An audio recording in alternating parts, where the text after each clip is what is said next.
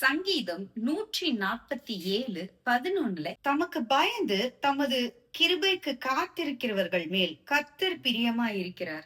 ஆமாங்க. கர்த்தர் உங்க மேல பிரியமாயிருக்கிறார். எப்ப தெரியுமா? அவருக்கு பயந்து பொறுமையாக காத்திருக்கும் போது, அப்போ கர்த்தர் உங்க மேல பிரியமாயிருக்கிறார். அது மட்டும் இல்லங்க. அதுடைய அடுத்த வசனங்கள நீங்க பார்க்கும்போது, உங்க வாசல்களின் தாழ்ப்பாளை அவர் பலப்படுத்தி, உங்களுடைய பிள்ளைகளை ஆசீர்வதிப்பார்.